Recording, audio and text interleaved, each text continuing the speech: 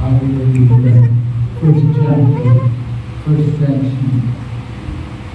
So Srila Prabhupada's introduction, Prabhupada includes at the end of the introduction the Gita Mahatmya. The Gita Mahatmya verses. Gita Mahatmya means the glorification of the Bhagavad Gita, the benefit of the Bhagavad Gita. So it's traditional in reciting Bhagavad Gita that before we recite the Bhagavad Gita, we first of all read the Gita Mahatmya. So it's there in Prabhupada's purports also. Here you can see the meaning.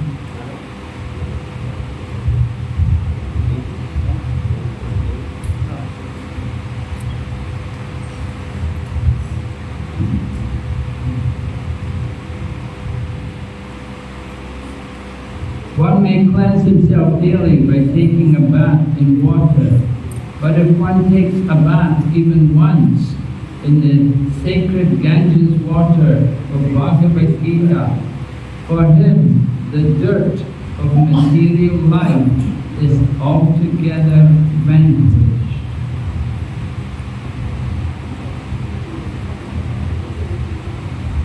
So this is the power of the Bhagavad Gita. If you bathe in the Bhagavad Gita even once,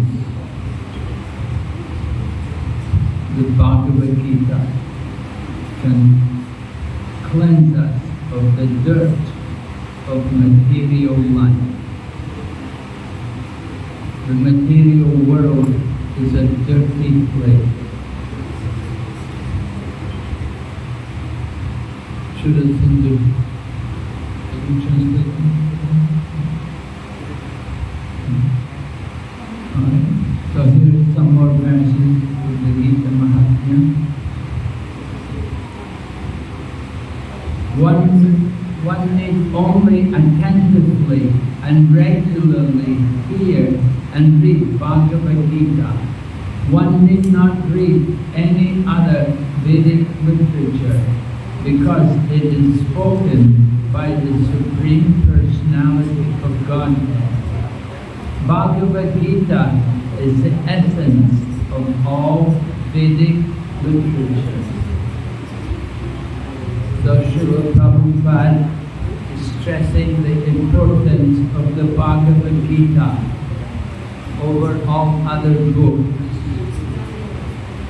Srila Prabhupada was very anxious to publish the Bhagavad Gita. And we see of all the books which we distribute, it's the Bhagavad Gita which is the main seller. For the BBT, it's the main book. No other book sells as much as the Bhagavad Gita. It's very well known and it's very much popular with people all over the world. And I saw in different countries, like one country I go to, Taiwan. Taiwan's a Chinese-speaking country. And when I first went there, like more than 30 years ago, very rare people knew Bhagavad Gita. But now there's so many editions of the Bhagavad Gita. So many different yoga teachers and different groups. They've all got Bhagavad Gita. They all know the Bhagavad Gita. And they have their own editions and their own interpretations of Bhagavad Gita. So this is the problem, that there are many different people presenting Bhagavad Gita, and they don't all present it.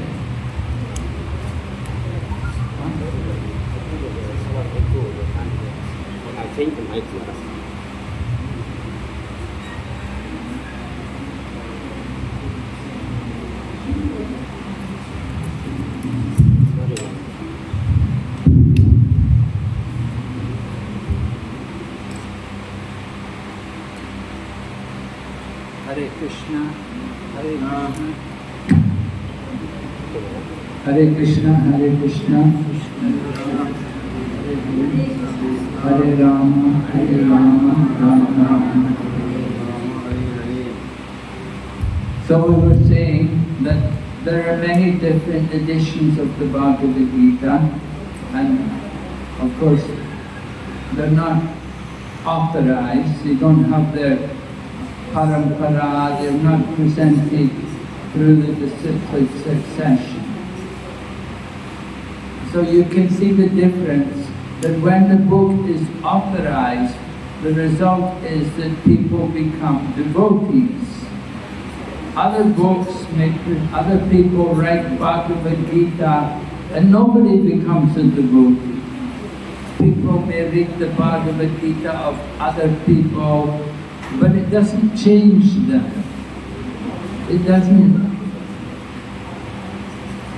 help them to take up spiritual life. But actually Bhagavad Gita is meant for bringing us into spiritual life. It's meant to help us to begin the path of self-realization. Srila Prabhupada instructed one sannyasi in London in Srila Prabhupada's time. Prabhupada told him, he said, I want you to go through this person's Bhagavad Gita and point out all the mistakes and write to him and point out every mistake which he has made in presenting the Bhagavad Gita. So many different editions of Bhagavad Gita, but they just confuse people. Srila Prabhupada therefore called his Bhagavad Gita as it is. He presented it through the disciplic succession, and he presented it with the commentaries of the acharyas, and the result is many people became devotees and took up Krishna consciousness.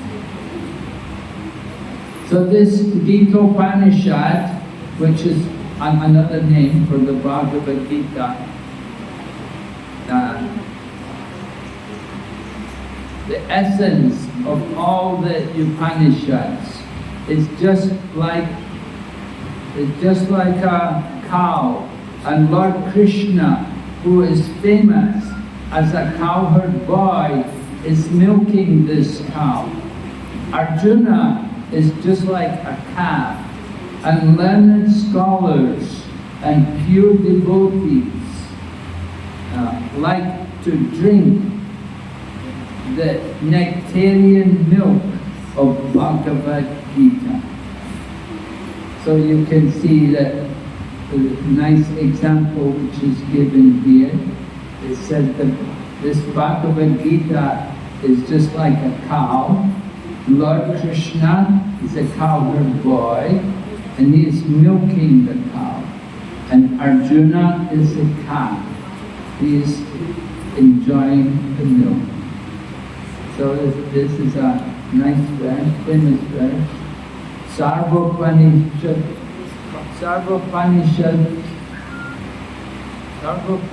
Nirman Gavo Dokta Gokala Nandana Bhaktavatsa Siddhir Bhokta Ditam Ritam Mahat. So the Bhagavad Gita, the essence of the Vedas. In this way, Srila Prabhupada glorifies the Bhagavad Gita. Alright, so Srila Prabhupada writes in his introduction to the Bhagavad Gita, he says, our only purpose is to present this Bhagavad Gita as it is, in order to guide the conditioned student to the same purpose for which Krishna consciousness, to the same purpose for which Krishna consciousness to this planet, since in a day of Brahma. So the purpose is to guide people to Krishna consciousness, conditioned souls. Srila Prabhupada is presenting his commentary on this Bhagavad Gita for this purpose. Instead of satisfying his own personal material senses, he has to satisfy the senses of the Lord. This is the highest perfection of life. The Lord wants this, and he demands it.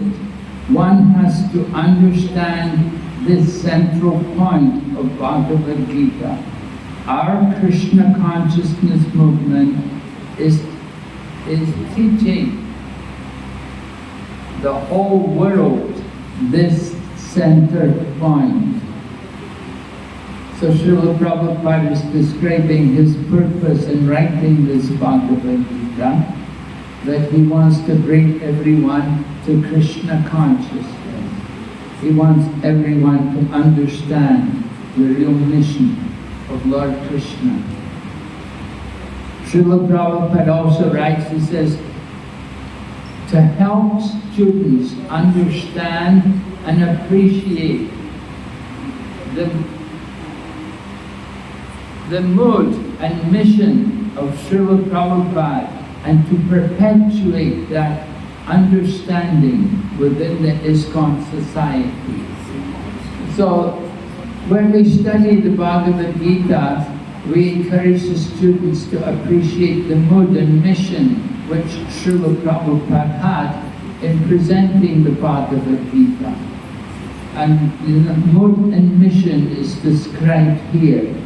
That Srila Prabhupada's mood and mission was, so he wants to make sure Krishna consciousness will remain there, that people will get eternal benefit from this knowledge. Prabhupada didn't want to just only give some temporary benefit for people.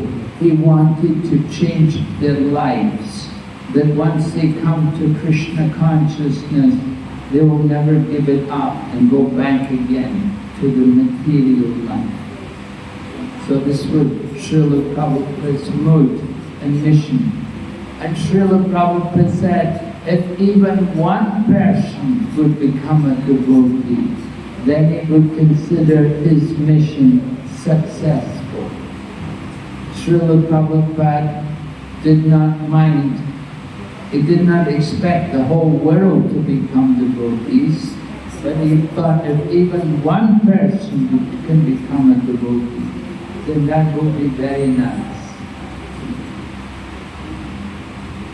So the first chapter of the Bhagavad Gita, actually all the 18 chapters of the Bhagavad Gita are called different kinds of yoga. Just like the third chapter is Karma Yoga, and the sixth chapter is Dhyana Yoga. Each and every one of the 18 chapters is a different kind of yoga. And the first chapter is called Vishada Yoga. Right? The name of this chapter, Vishada. Knowledge that is manufactured by considering one's body as a self is called Vishada Yoga. Right? Knowledge that is manifested by considering one's body as the self meaning the soul, then that is called Vishada Yoga. When a conditioned soul considers the body as the self, then he thinks Deha Dharma, Jati Dharma, Kula Dharma, Arya Dharma, etc. As we think of them as Sanatana, meaning eternal religious principles. And he becomes puzzled by lamentation, illusion, fearfulness. So we're explaining here what is this Vishada Yoga. That is the illusion to think I am the body. This is the big illusion. We're all very attached to the material body. So in the first chapter of the Bhagavad Gita, Lord Krishna is describing, Lord Krishna is not actually speaking in the first chapter. We will hear it's more Duryodhana. The first verse is Dhritarashtra inquiring from Sanjay, and then they're talking about what's going on the battlefield. So they're explaining about Vishada Yoga, the attachment to the body. So here you can see the first verse of the Bhagavad Gita, very famous verse, right? You can chant with me, Dharma Kshetre Kurukshetre Samaveda Yutsava Mamaka Pandavaschaiva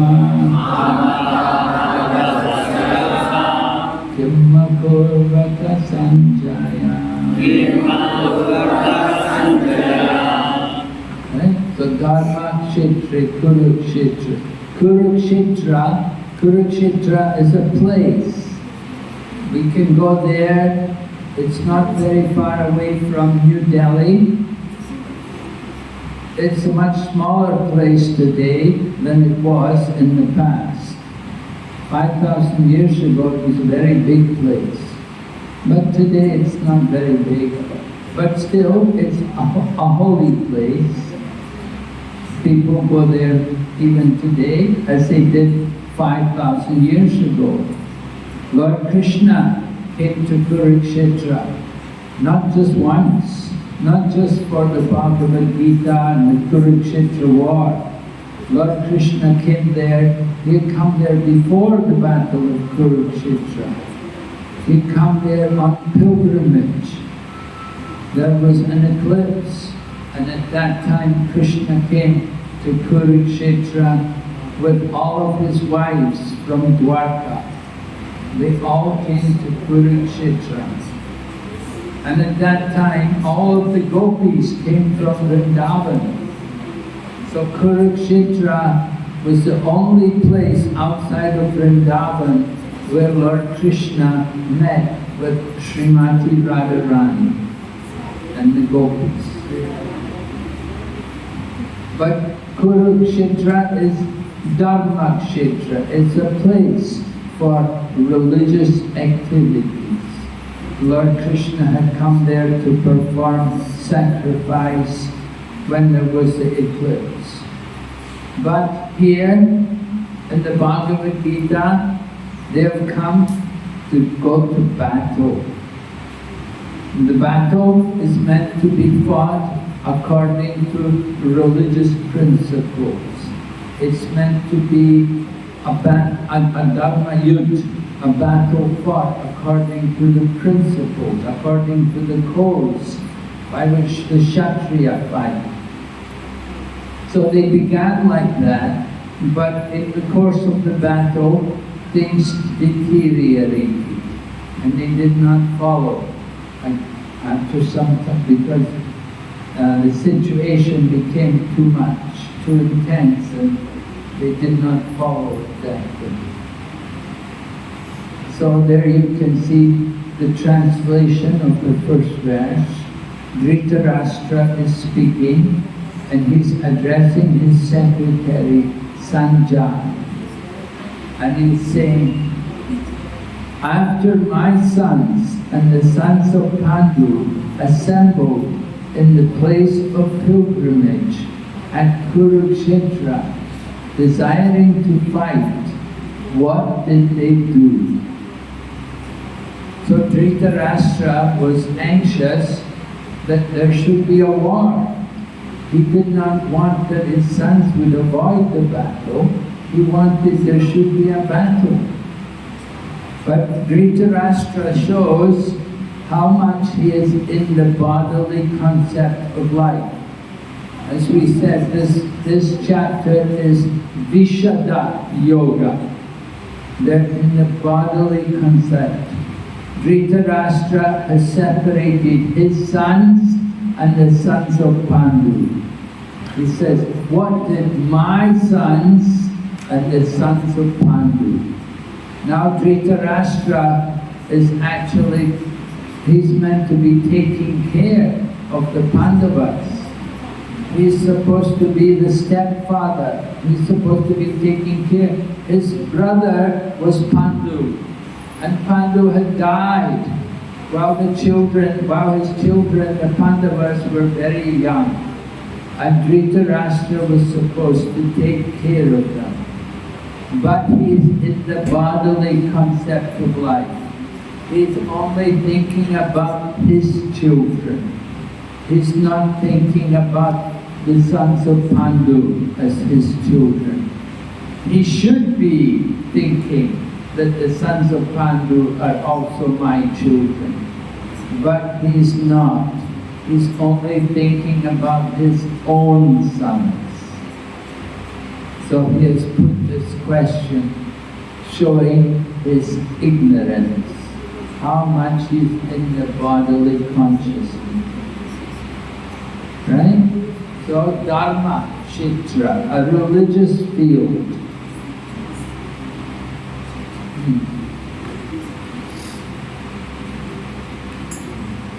So Prabhupada explains, he said, just like in the rice field, they will grow paddy, and there will be unnecessary weeds and plants. You have to pull them out. So Prabhupada said, in the same way, in the religious field of Kurukshetra, unwanted plants like Dhritarashtra's son have to be removed, they have to be wiped out. Pull out the weeds. So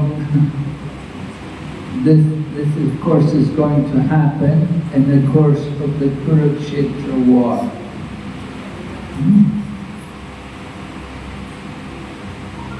So in the first chapter, it's very interesting to see how the different sides are speaking.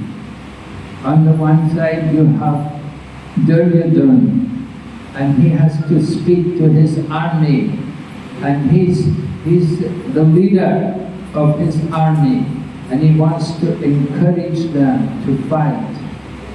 So Duryodhana is the oldest son of Dhritarashtra, and he's speaking to his great generals. He has great generals like Bhishma and Drona. Right? Drona. Now, who should he speak to first? Should he speak first to Bhishma or should he speak to Drona? They're both Maharatis. They're both great souls. Now, who should he speak to first? Bhishma? Bhishma is senior by age. He's the grandfather. So he's senior by age. But Drona is a Brahmana. Bhishma is a Kshatriya.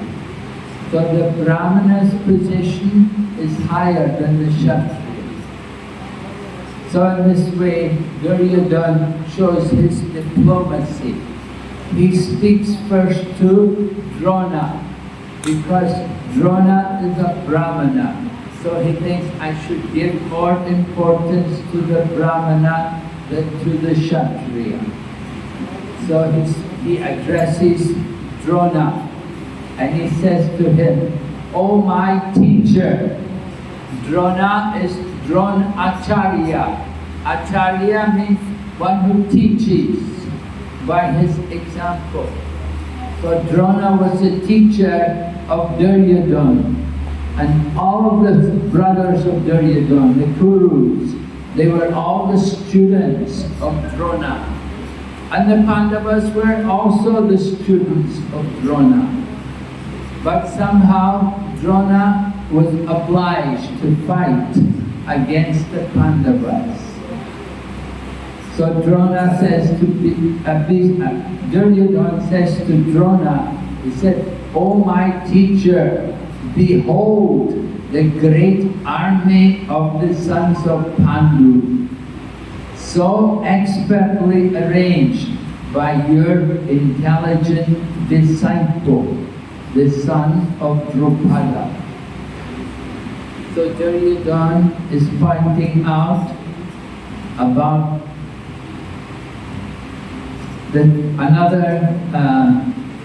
a disciple of Drona. Drona had many disciples, right? He was teaching military arts. He was actually a spiritual person.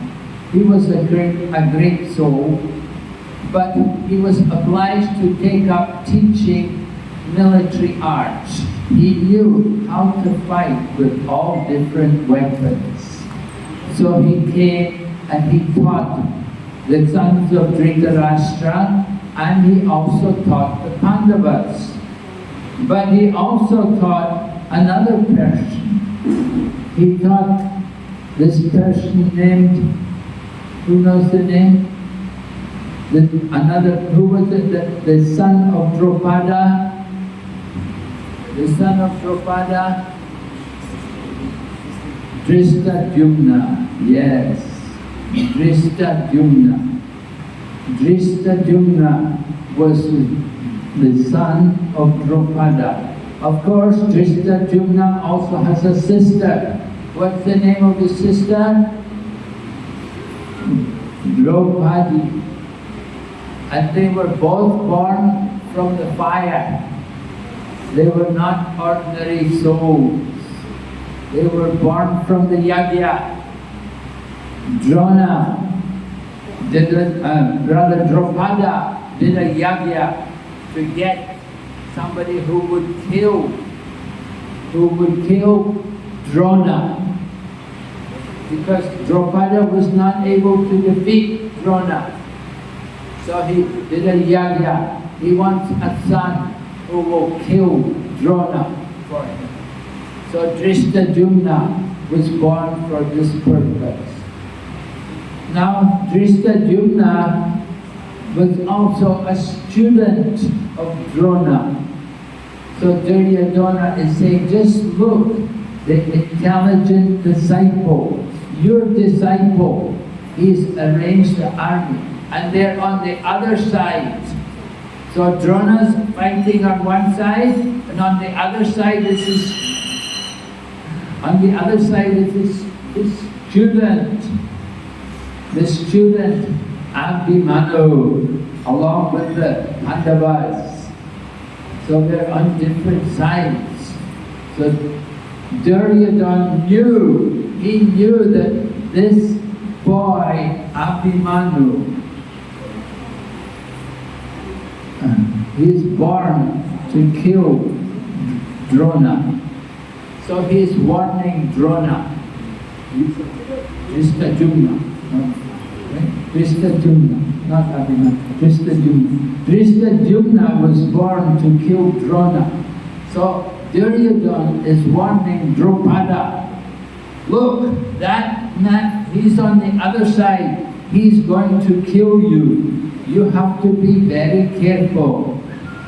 If you know someone is born to kill you, then you'll have to be very careful in dealing with them. It can be a problem. So Drishtadyumna was that person. And he was a student of Drona. He had learned from Drona. The teacher taught the student, but the student, he's going to kill the teacher in the future. So just understand how kind Drona was. He was a real Brahmana. He was a real Brahmana because he taught Drishtadyumna. Although Drishtadyumna is going to kill him, but still he thought, no, I'm a Brahmana. I should teach him.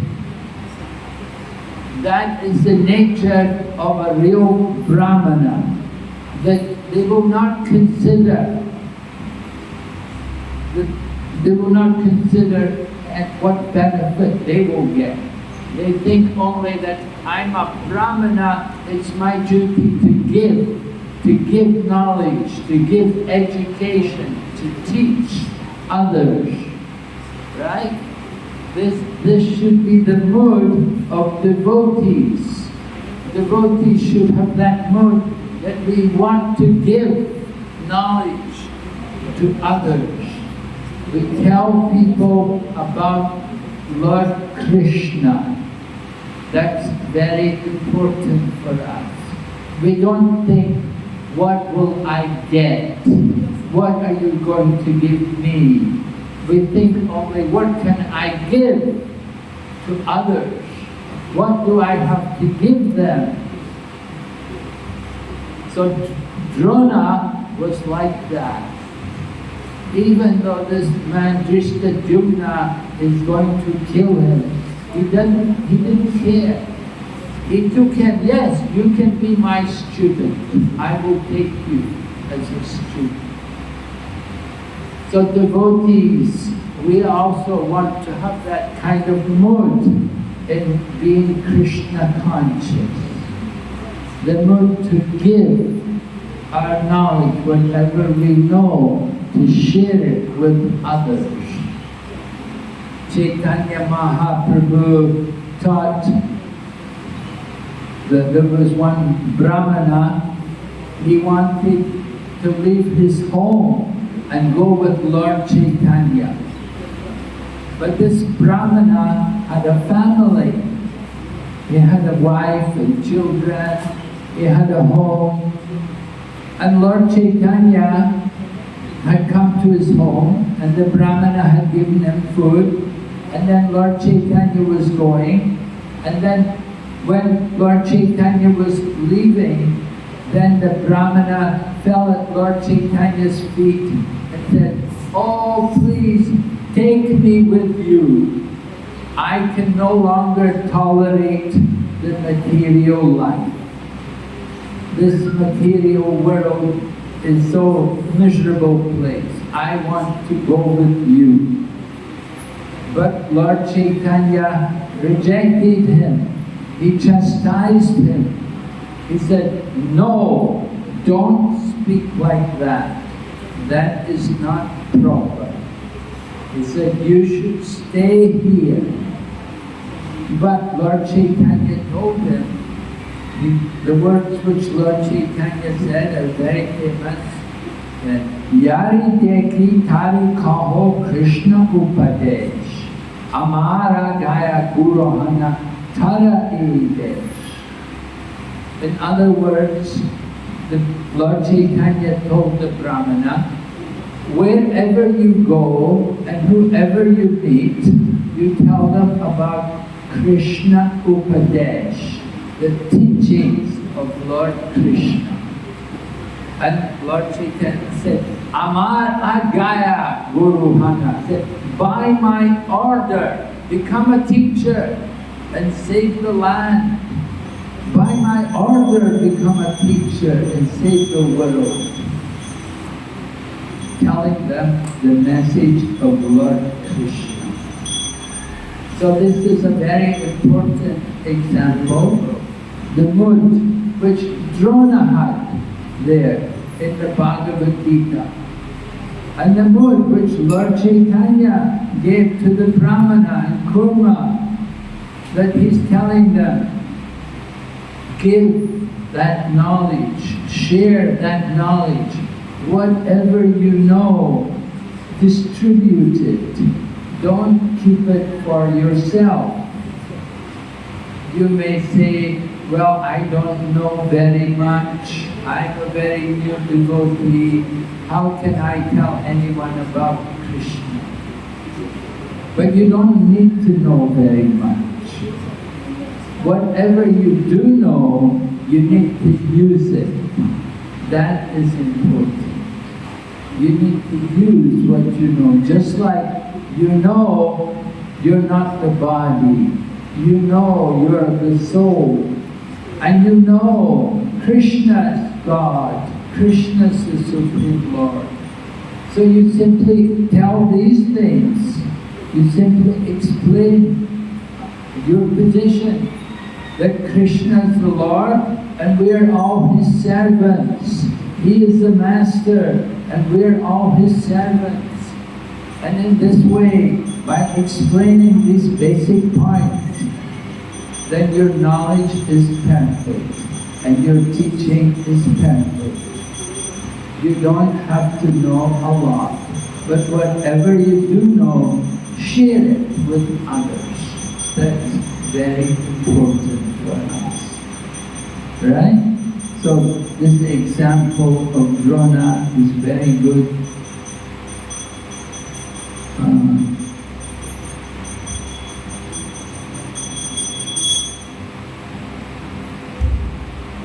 Prabhupada explains,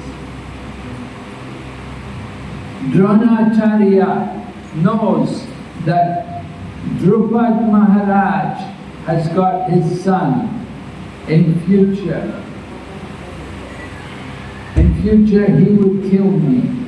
Still, when he was offered to become his disciple, to learn military art, he accepted. Yes. That means that Brahmana was so liberal. When he is coming as my disciple, never mind. He would kill me in the future. That doesn't matter. But I must give him teaching. So Srila Prabhupada explained this also, you see. The liberal nature of a Brahman. We are trying to cultivate also this Brahmanical nature. The stage of a Brahmana is preliminary to becoming Vaishnava.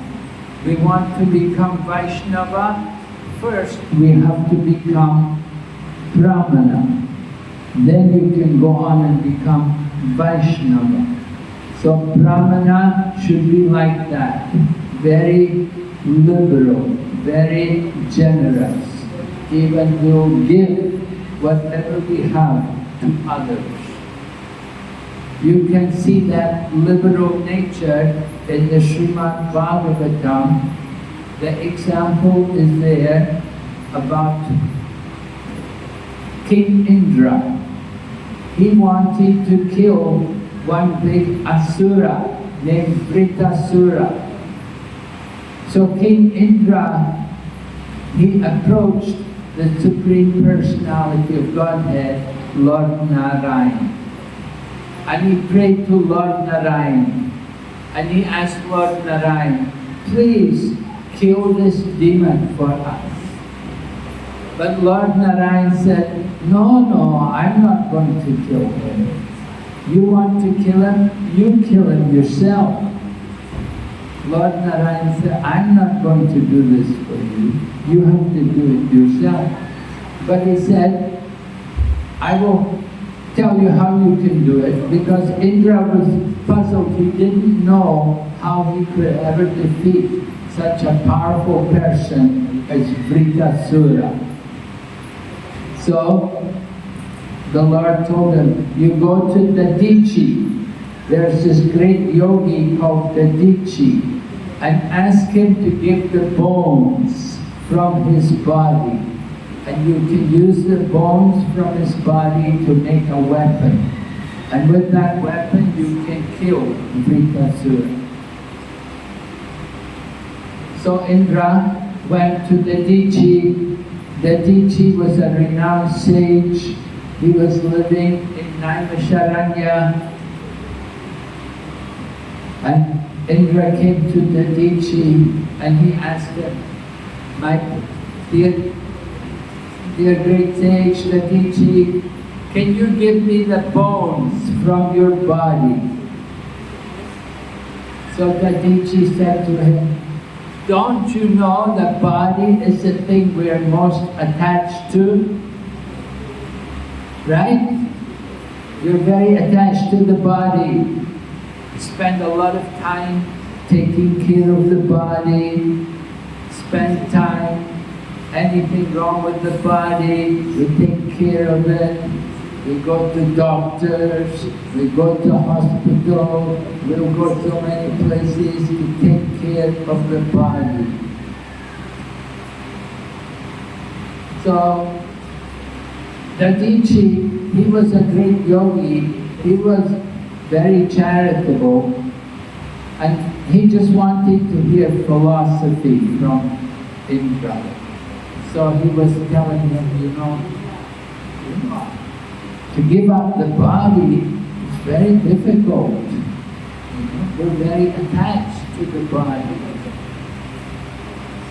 So Indra then said to Dadichi, he said, you know, I know sometimes it's difficult to give charity, but you should know also it's difficult to ask for charity. Right? To give charity, sometimes we don't have anything to give. People may come and ask for charity. You don't have any money, you don't have any wealth to give that charity. You would like to give, but you don't have anything. So sometimes it's difficult to give charity. But Indra was saying, it's also difficult to ask for charity. To ask people to give charity, not a very easy thing to do. So Dadichi said, yes, it's true, very nice. So Dadichi gave up his body. He performed meditation and he went out of the body, and Indra took the bones and he made the weapon, and he was able to kill Vinasa. So that this is the Brahmanical nature, to give. We want to develop that mood, the generous mood, to give knowledge. Just like when we do Harinam Sankirtan, we are giving the holy name. We give the holy name to others. So we have to understand the importance of developing the Brahminical culture.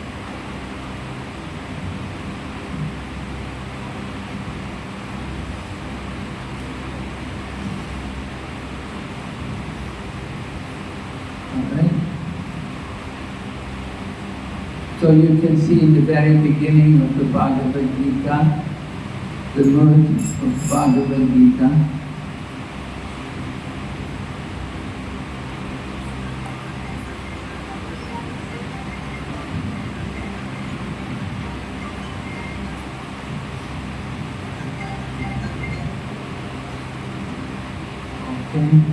So, 我们唱到波切班的开始讲波罗曼的品质，一个真正的波罗曼，他一定要想帮助其他的人，他没有想自己的好处。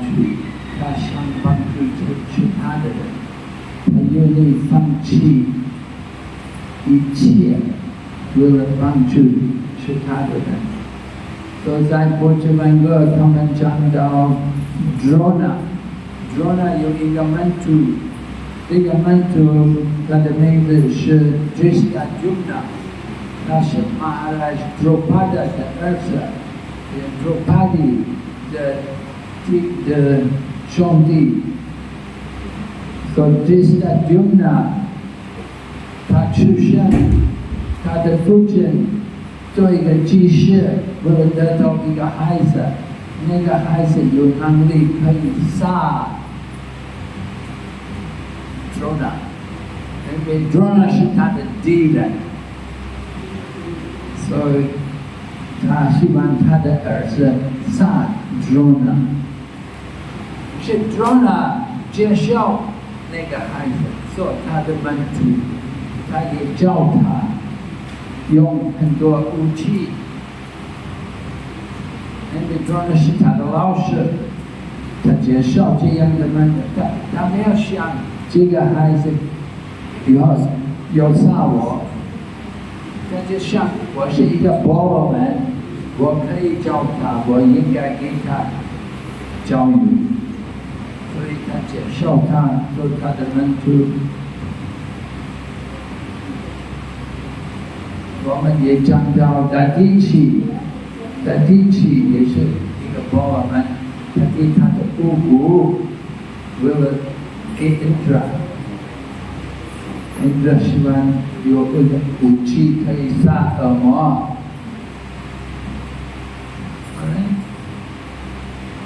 So the first chapter is like that. It's explaining these different issues, the political situation.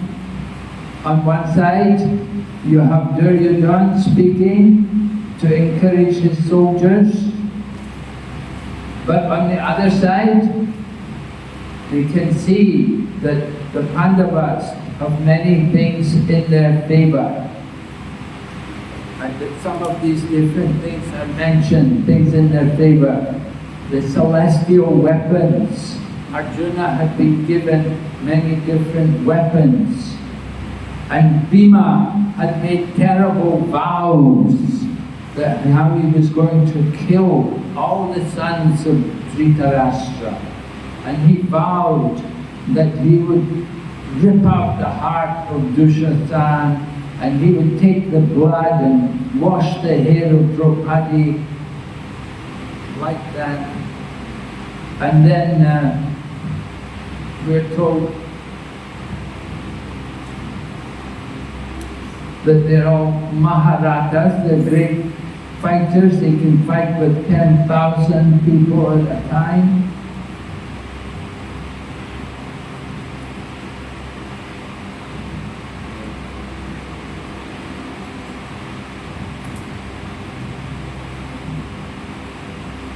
So Duryodhana is speaking, encouraging different people, and he mentions the different names, different people. He has to be respectful to different people. You can see he mentions first Drona, and then Bhishma, and then Karna, like that, according to their position in society.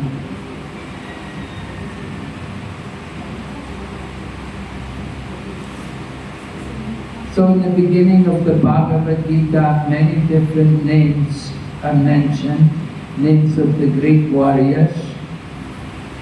So Prabhupada explains, he said, some people may ask that by mentioning these great fighters, what spiritual progress we made?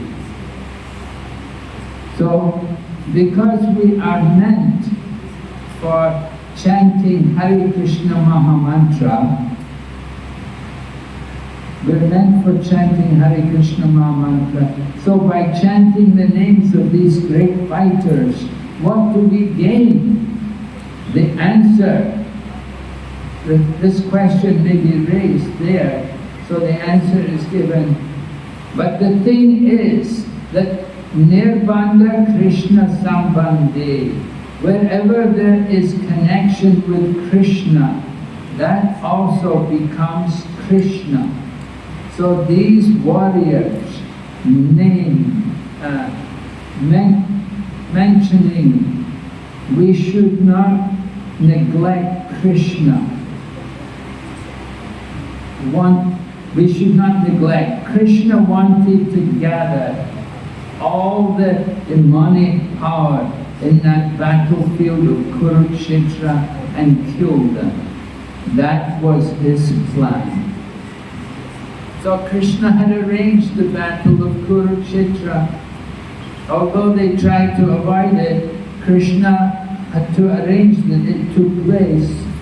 And his purpose, of course, was to relieve the earth of the burden of so many demoniac kings. If you read the Srimad Bhagavatam, it describes how Mother Bhumi had gone to Lord Brahma with tears in her eyes complaining about the situation. That she said the planet is overburdened with so many demoniac kings. So she came to Lord Brahma for help. So Lord Brahma then meditated to Lord Vishnu. He meditated to Lord Vishnu in Swetadweep. And Lord Vishnu replied to Lord Brahma that I am going to come there and I will take birth in the Yadu dynasty. And all of you also, you should take birth there. And in this way, the different warriors, the Yadu dynasty, they all appeared. And so many different demigods and people from the spiritual world, they all came to be with Lord Krishna, to take part in his pastimes and to see the wonder. So Lord Krishna's purpose in coming there was to relieve the earth of the burden of so many demoniac kings.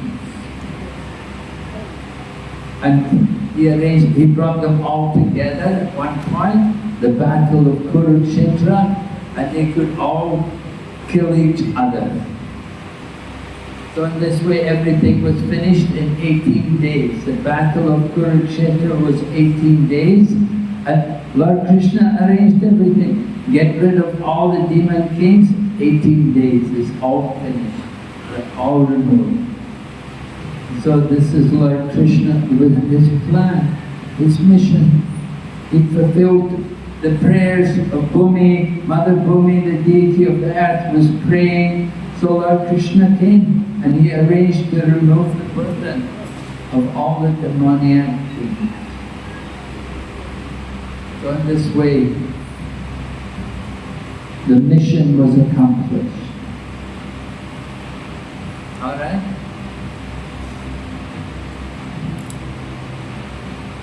Sorry. 有的人问，为什么他们国这边有第一章讲到那么多人的名字，很多沙弥、Kshatriya他们的名字？他说，他们的名字也是跟 Krishna 有关系。所有的事情跟 Krishna 有关系也是好的，是灵性的。Krishna 安排，这个战场都是 Krishna 安排，因为这个星球的恶魔太多，Bhumi这个星球的先生祈祷主 Brahma 帮助他，因为他的恶魔太多，他们做很多罪恶的事情，对这个星球不好。所以他祈祷主 Brahma 帮助他，主 Brahma 他祈祷主 Vishnu 帮助他们，所以 Vishnu 告诉他们，你们都到Yadu的王朝在那边出生，所以我也来，你也可以跟我一起，我们在那边安排那边的事情，你可以跟我一起。参加我的逍遥时光，在这个星球，所以很多班前人来到，还有一些人从灵性世界下来的，也跟 Krishna 一起参加 Krishna 的逍遥时光。所以 Krishna 安排战场。很多恶魔杀了，在18天，这个问题都解决，只需要18天 ，Krishna 安排。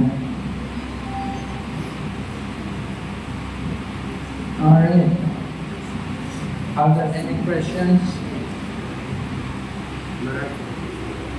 Yeah? See, I heard that when we read Bhagavad Gita, so Maharaj mentioned the mood and vision of Prabhupada and all that. So sometimes we also encourage to read Bhagavad Gita written by Vishwanath Thakur and also like Ramanujacharya also written Bhagavad Gita.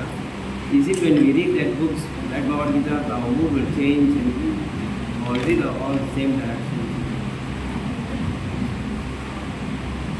Yes. And the books written by Vishwanath Chakravarti Thakur, Baladeva Vidyabhusan, they're also bona fide books, provided the translation is done by a devotee. That's the main thing. If they're because they wrote their commentaries in Sanskrit. So somebody, you have to have a qualified translator, somebody qualified to present the book. So if you have an authorized version by a devotee, then you can read also their books. Generally, Prabhupada followed Baladeva Vidyabhusan, and he would put a lot of the commentary of Baladeva Vidyabhusan in our Bhagavad Gita. Not everything, but a lot of it is coming from Baladeva Vidyabhusan, and sometimes also from Vishwanath Chakravarti Thakur. But there may be other things which you can find, which Prabhupada didn't include. Generally, Prabhupada told us, he said, everything is in my books. You just simply study my books, you get everything. But if you've already gone through Prabhupada's books, and you're familiar with them, and you study them carefully, then if you want, then you can go on and study the books by the other acharyas.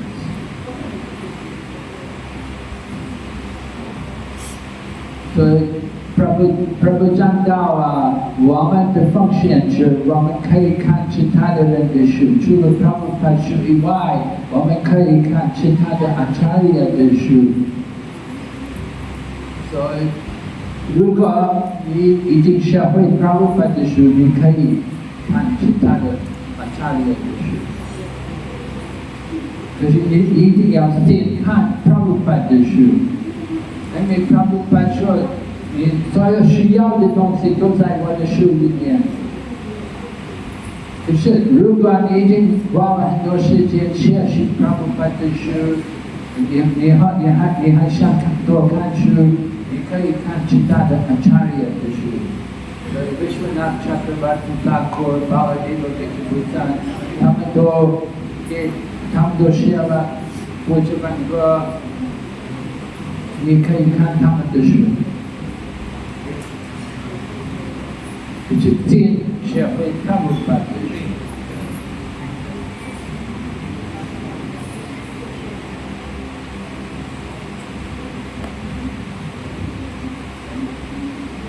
Are you going to any other questions? Yes. 就是国家范格第一章，因为有很多人的名字很长很复杂，我们把书派给非奉献者的时候，他们会觉得看这个。我们把书派给非奉献者的时候，他们会翻到第一章的时候就没有耐心，就觉得这跟我有关系吗？这好像跟我没有关系，因为我看到很累，没有感觉。有的人就因此而就不看了，所以我们会建议这样的人呢说，你先跳过第一章，从第二章或者是你感兴趣的那一章开始。我想请问一下Gurudev，这个建议恰当吗？还是必须从第一章开始？我觉得你说的对。Yeah. No, she's asking about the first chapter, when it's put into Chinese, the different names of the so many different Kshatriya warriors.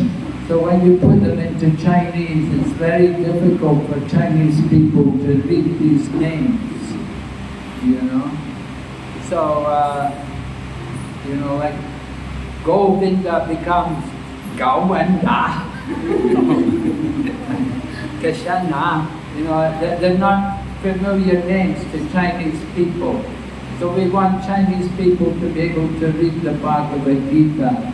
So she's saying that she recommends them, don't worry so much about the first chapter, you can begin in the second chapter.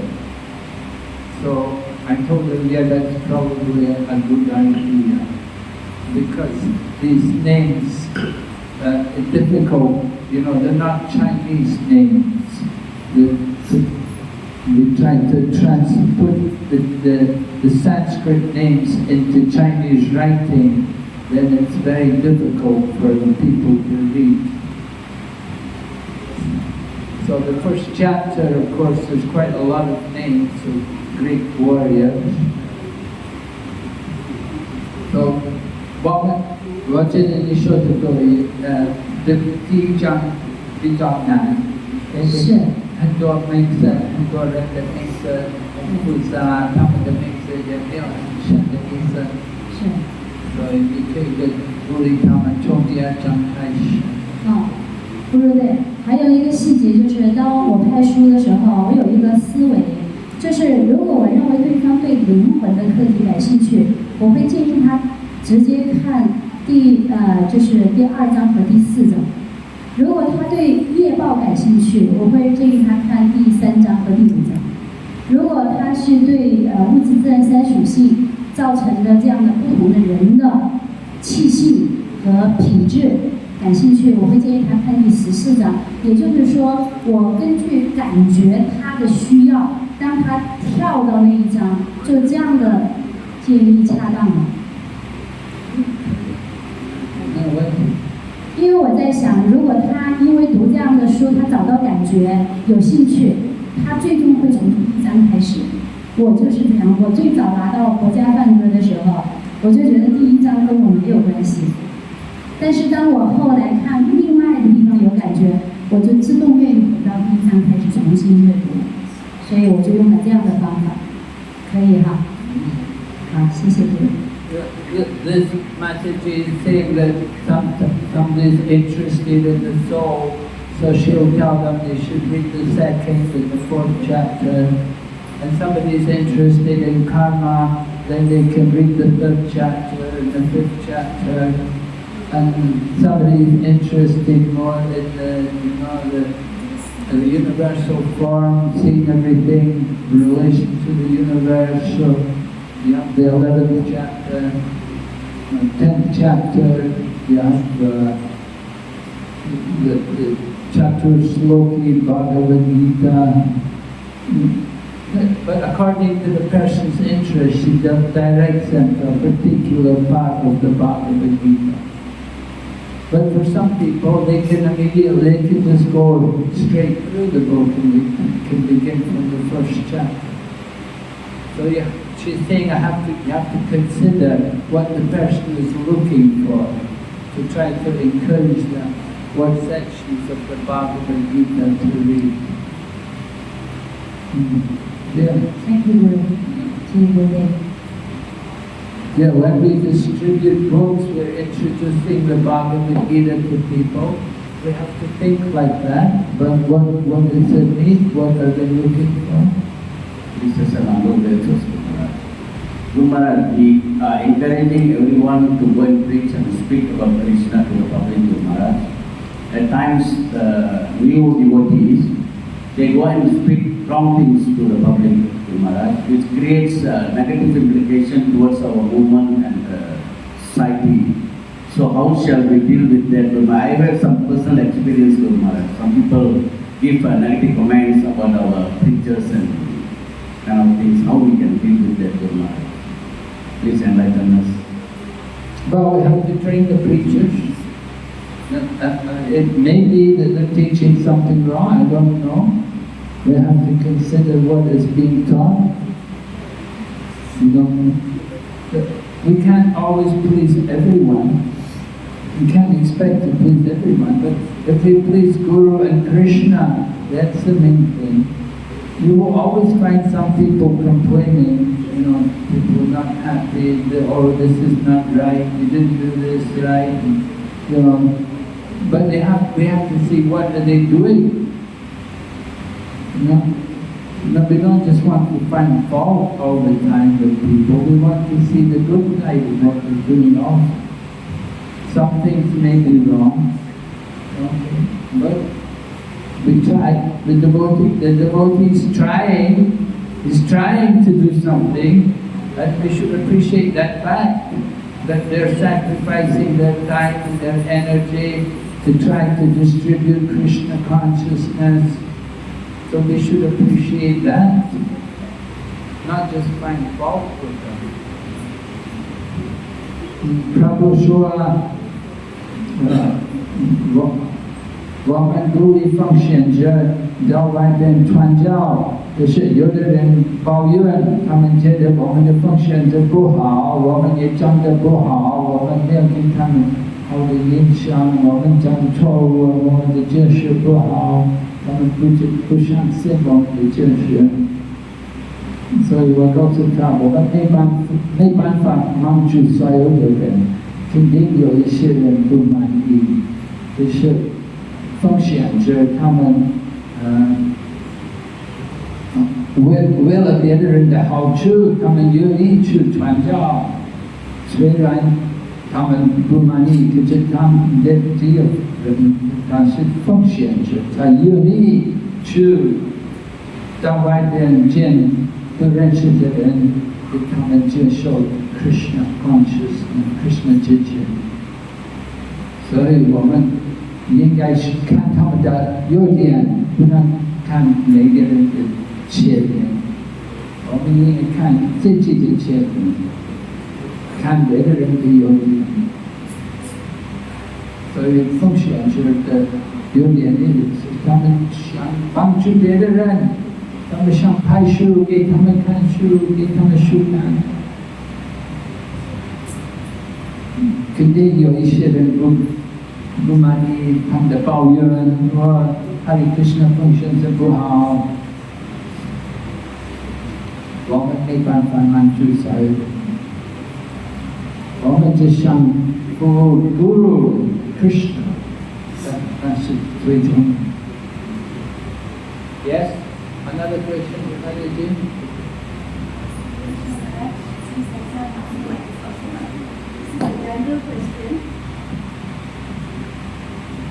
General question, Maharaj. We see that devotees, when we start the movement, they are very enthusiastic, doing chanting, service, hearing, everything. But over time, the enthusiasm gets lesser. So how can we stay enthusiastic all the time? Yes.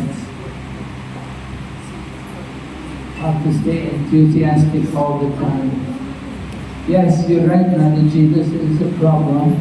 That sometimes in the beginning, devotees are very enthusiastic, but the enthusiasm can go down. So it's important to have enthusiastic association. To keep devotees enthused, you have to enthusiastic people. You need to get association with people who are enthusiastic, who are eager to serve Krishna, who are very energetic and devotees. So enthusiasm comes by just being enthusiastic. Why do people stop being enthusiastic? In the beginning they're enthusiastic, and why does it go down? Well, one devotee, he explained, he said, in the beginning, when we first come to Krishna consciousness, we think all the devotees are pure devotees. You know, we have a very high opinion of devotees in the beginning. But somehow, after some time, when we get to know people more, then sometimes our opinion goes down, and we start to see faults, and we start to criticize devotees.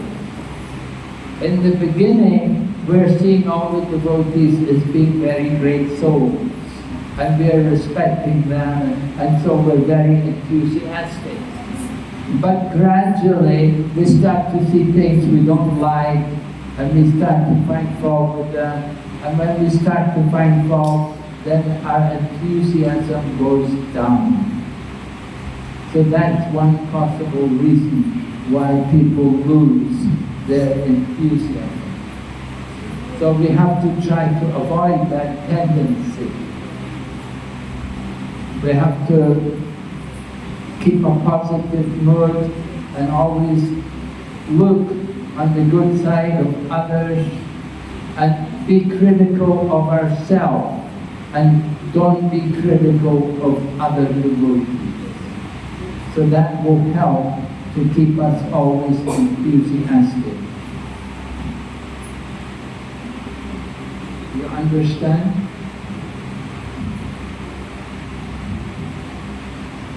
Mataji 说，经常我们奉献者开始很热情的做奉献服务，因为我们是真的奉献者，我们听话，我们很热情的去做服务，不是待会儿我们的慢慢的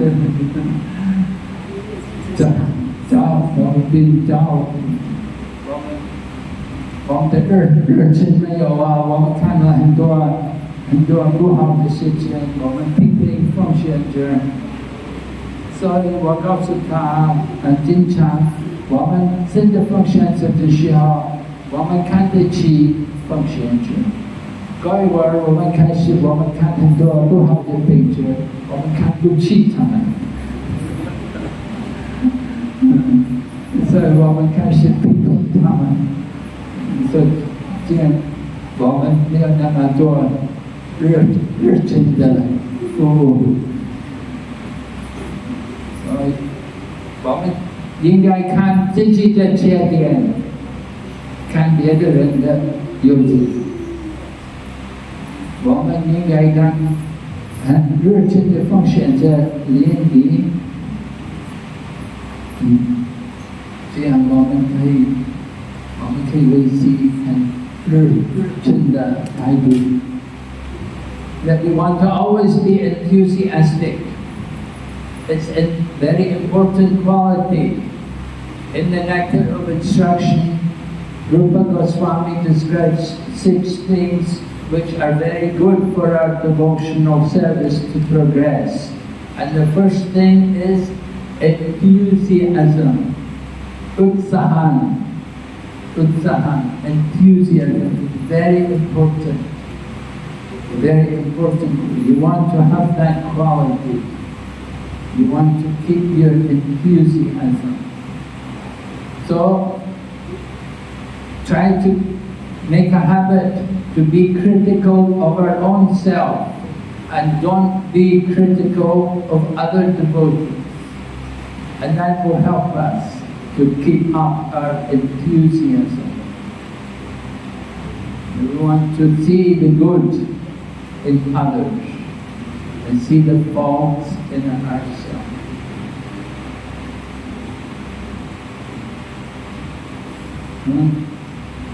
Yeah. 刚才说的讲到读了查呀，就是知道他的学生将来会，就是我想问一下，刚才讲到婆罗门的一些优秀品质，乐于助人、诚实啊，像多拉加呀，知道自己的学生将来要会杀死自己，他还是依然教他各种知识、武术。我们中国有一谚语叫农夫和那有个故事叫农夫和蛇的故事。这个农夫呢，看到那个蛇冻僵了，很痛苦，他好心把那个蛇让它放到怀里，让它暖过来。结果蛇缓过来之后，反而把这个农夫给咬死了。所以说，假如呢，恰恰他们那是超然的啊，他知道这个孩子会杀死自己，但是依然教他一些知识。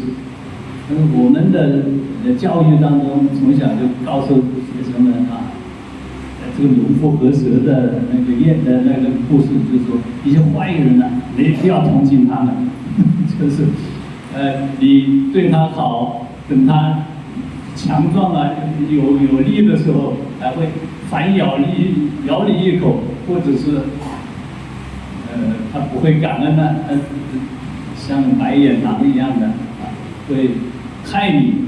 所以说，如果都那么诚实，都那么超然，这样的话，会不会起到还不好的作用？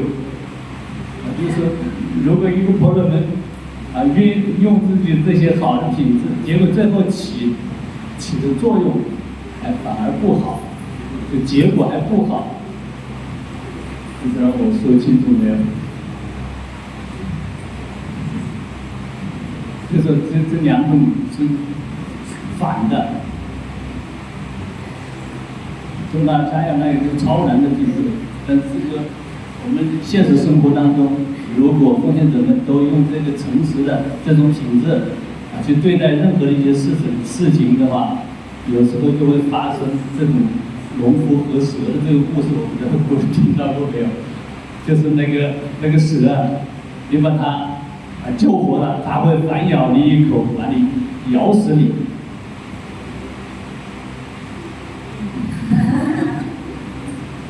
Prabhu was saying there's a Chinese story about some man who took care of a snake, and he was taking care of the snake. The snake had some problem.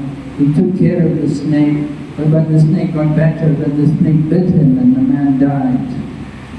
So he's saying that sometimes, Brahminical qualities can be like that. That you can do harm to, you can try to help people and they can come back at you and just give you trouble, do harm to you.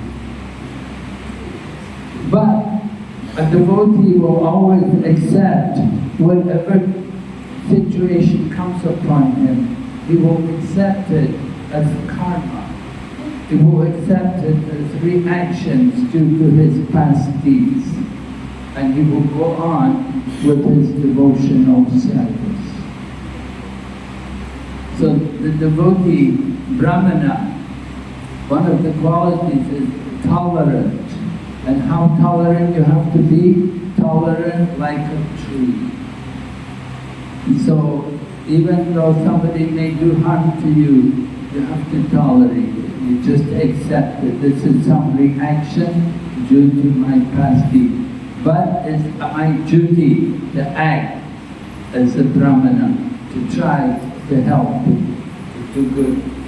Even though the person cannot appreciate, but still we should try. We should do our duty as a Brahmana. And 主这看见教我们一个人比一棵树还有宽容。So 无论发生什么事情，我们不能放弃我们的品质。有一个故事，有一个 scorpion 怎么说 ？scorpion 你知道，他用他的挖冲蝎子，一个蝎子在水里面。当一个人看这个蝎子快死了，他用他的手把蝎子出来，就是把那个蝎子出来的时候，蝎子咬他，他被咬的时候，这个蝎子掉下来，再进去那个水，所以那个人说，他再把那个蝎子出来，这个蝎子再咬他，再掉进去这个水。那个人把那个蝎子带下来，他的朋友说：“为什么你做这样？这个蝎子一直咬你啊！”所以那个人说：“那个蝎子不放弃它的本性，为什么我需要放弃我的本性？” Right? I'm telling them the story about a man saved the scorpion. The scorpion fell in the water. And the man picked it up out of the water, but when he picked it up out of the water, the scorpion bit him. So it fell back in the water. So he picked it up again from the water. But again the scorpion bit him. And so it fell back in the water. He went to pick it up again. His friend said, "No, why you do that? It's always going to bite you." But his friend said, "No, the scorpion did not give up his nature. Why should I give up my nature? My nature is to save it," right? So this is the idea. That even though somebody may do bad to you, but it's okay. We should tolerate. We have to accept whatever comes, reactions due to our past sins. We will go on with our devotional service. Tatte dukampam susamichamana punjana evatma pritamrita. In the Srimad Bhagavatam, Lord Brahma's prayer, the one who accepts all adverse conditions and goes on with the devotional service, then he's qualified to become my unalloyed devotee. So a devotee will accept. If you read about 11th canto Srimad Bhagavatam, the Brahmana from Avanti Desh. Did you ever read that? Canto 11? The Brahmana from Avanti Desh. He got insulted in so many ways. You know, he used to be a businessman and he was rich, but then he lost all of his money. So he became a monk and he went to beg. And he went to beg from people and they knew he said, "Oh, we remember you. We remember you're a miserly person. You were a nasty man. You never give any charity." And they would spit on him and they would do horrible things to him. But he would tolerate. He fixed himself on the super soul. Tatte kampam sushamit jamana punjana evatma kritam vivakam. He would just remember the Lord in the heart. And in this way he went on, tolerating everything. So that should be the mood of a devotee, that they will tolerate all the difficulties, whatever comes, and they won't have any bitterness to others. Even though you're trying your best to help them, and they just do all nasty things to you, just accept it. The grace of Krishna. This must be reactions due to our past sins that we go on and tolerate. Okay? Okay, Hare Krishna. We should stop here.